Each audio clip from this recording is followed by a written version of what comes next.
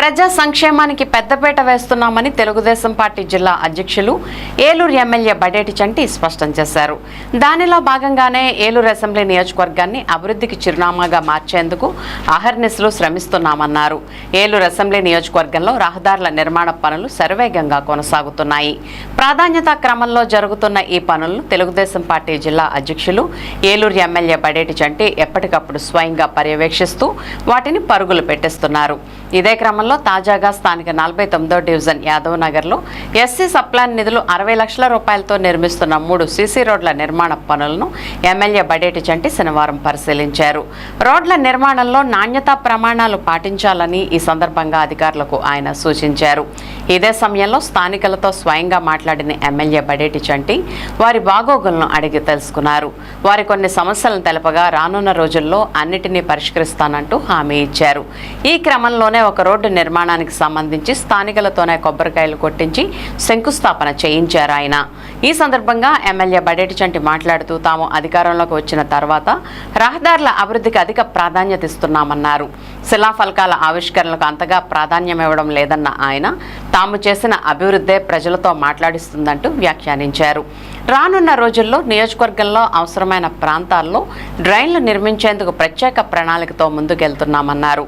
అలాగే వివిధ ప్రాంతాల్లో రోడ్లు డ్రైన్ల నిర్మాణానికి 15 కోట్ల రూపాయల నిధులు మంజూరయ్యాయన్న ఆయన వాటన్నిటినీ వేగవంతంగా పూర్తి చేసి అందుబాటులోకి తీసుకువస్తామని హామీ ఇచ్చారు.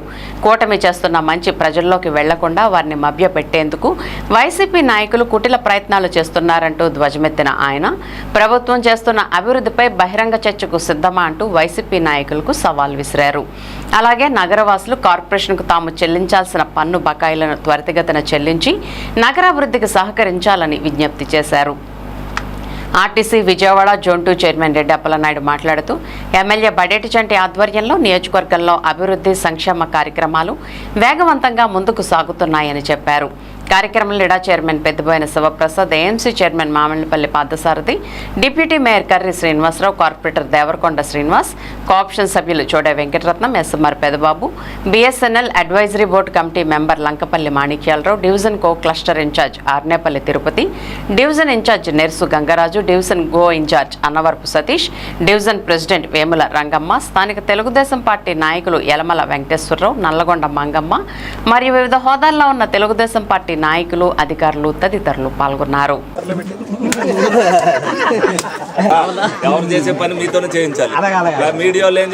అందరికీ కూడా నమస్కారం.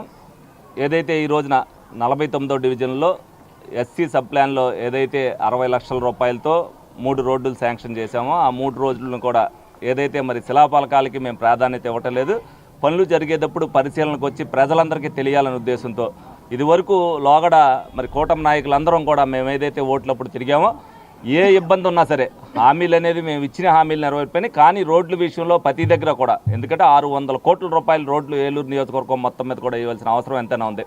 కాబట్టి ఎక్కడైతే ప్రజలు ఎక్కువగా ఇబ్బంది పడుతున్నారో ఆ రోడ్లన్నీ కూడా ముందు కంప్లీట్ చేస్తామని ఏదైతే చెప్పామో అందులో భాగంగానే ఈ రోజున 60 లక్షల రూపాయలతో ఈ 3 రోడ్లు కూడా వేయడం జరిగింది. అదేవిధంగా ఇంతకుముందు లోగడేసిన రోడ్లతో పాటు వీటిలన్నింటికి కూడా డ్రైన్లకు సంబంధించి కూడా శాంక్షన్ అయిపోయి ఉంది. రేపు యాసకాలం అయ్యే నాటికి ఆ డ్రైన్లు కూడా కంప్లీట్ అవడం జరుగుతాయి. ఇప్పుడు ఏదైతే రోడ్లు కంప్లీట్ అయినాయో ఇంకా 15 కోట్ల రూపాయలు ఏలూరు నియోజకవర్గం మొత్తం మీద అన్నీ కూడా రోడ్ల విషయంలో కానీ డ్రైన్ల విషయంలో కానీ శాంక్షన్ అయ్యి ఉన్నాయి. అవి కూడా యాసకాలం అయ్యేలోపు ప్రజలందరికీ కూడా అందుబాటులో తీసుకొస్తాం. డెఫినెట్గా ఇదందరూ కూడా ప్రజలు ఏదైతే మాతో పాటు పోరాటం చేశారో వాళ్ళే సాధించుకున్నారు కాబట్టి వాళ్ళకే రోడ్డు దగ్గర కొబ్బరికాయ కొట్టే హక్కు వాళ్ళకే ఉందని చెప్పి వాళ్ళ చేత కొట్టించడం జరిగింది. ప్రజలందరూ కూడా ఏదైతే గతంలో ఇప్పుడు కూడా బహిరంగంగా ఛాలెంజ్ వదులుతున్నో వైసీపీ నాయకులు ఏదో వచ్చి చెప్పడం అనేది కాదు, చేసిన పనిని చూపించి మేము ఇది చేసాం వాళ్ళు ఇచ్చేయలేదని చెప్పండి. 100 చెత్తకుప్పలు ఎత్తినా ఎక్కడో చోటన ఎత్తన చెత్తకుప్ప ఉంటుంది. ఆ చెత్తకుప్ప దగ్గరికి వెళ్ళి ఫోటో తీసుకుని ఈ కుప్ప ఎత్తలేదని చెప్తారు. కానీ 100 చెత్తకుప్పలు ఎత్తిన 100 చెత్తకుప్పలను చూపించరు. కాబట్టి ప్రజలు ఇదంతా కూడా గమనించాలి. ప్రజల్ని మభ్యపెట్టి మోసం చేయాలని చూసేది వైసీపీ ప్రభుత్వం. కూటమి అధికారంలోకి వచ్చిన తర్వాత డెవలప్మెంట్ విషయంలో తెలుగుదేశం పార్టీలో జరిగిందా లేదా, ఏ పని జరిగినా సరే పెన్షన్ కాడి నుంచి అభివృద్ధి జరిగింది కాడి నుంచి ఏదైనా సరే మీరు ఓపెన్గా చూసుకోండి. గత 40 సంవత్సరాల్లో మనకు అభివృద్ధి జరిగిందంటే తెలుగుదేశం పార్టీ వల్లే జరిగిందనేది మీరు అందరూ కూడా తెలుసుకోండి. మరి దేనికైనా సరే ఆర్థికంగా ఇబ్బందులు ఉంటాయి కాబట్టి ఆర్థిక వ్యవస్థ బాగుపడినప్పుడే అందరం కూడా చేద్దాం. ఇలా ఈ సందర్భంగా ప్రజలందరికీ కూడా కోరుకునేది ఒకటే, ఎవరైతే ట్యాక్స్ బకాయిలు ఉన్నారో అది కూడా మున్సిపాలిటీ వాళ్ళకి ఇస్తే డెఫినెట్గా వాళ్ళు కట్టే దాంతో కూడా మీ అభివృద్ధి కోసమే ఉపయోగిస్తాం. ఎవరి కాళ్ళు అడక్కోకుండానే ఎప్పటికప్పుడు కట్టేసుకుంటే బాగుంటుంది. కాబట్టి ఇళ్ల పనులన్నీ కూడా మార్చి నెలాఖరులోపు కొట్టాలని ప్రజలందరినీ కూడా విన్నవించుకోవడం జరుగుతుంది.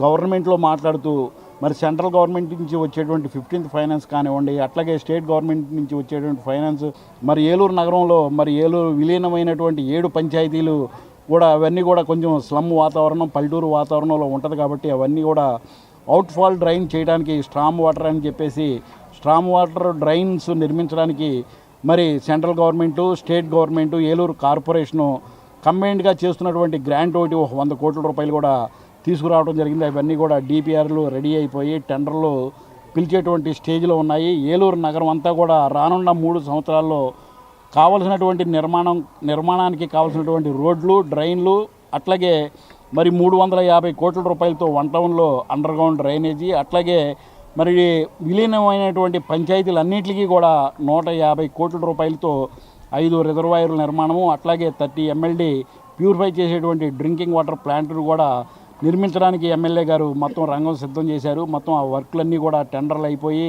కాంట్రాక్ట్ కూడా వచ్చి మరి ఇవన్నీ కూడా ప్లేస్లన్నీ కూడా సెట్ చేసుకుంటున్నారు. ఒక వారం 10 రోజుల్లో గౌరవ శాసనసభ్యులు వారు, గౌరవ మేయర్ గారు, కార్పొరేటర్లు అందరి చేతుల మీదుగా, కూటమి నాయకులు అందరి చేతుల మీదుగా మరి అవన్నీ కూడా శంకుస్థాపన చేసి రానున్న 2 సంవత్సరాల్లో మంచినీటికి ఇబ్బంది లేకుండా, డ్రైన్లకు ఇబ్బంది లేకుండా, ఏ ఒక్క రోడ్డు నిర్మాణంలో లేదు అని అనిపించుకోకుండా ఉంటారని చెప్పేసి ఎమ్మెల్యే గారు చెప్పిన మాట నిలబెట్టుకుంటున్నారు. కాబట్టి ప్రజలందరూ కూడా తెలుసుకొని నీటిని కూడా వృధా చేయొద్దు, కరెంటును కూడా వృధా చేయొద్దు అని చెప్పి విన్నవించుకుంటున్నాం.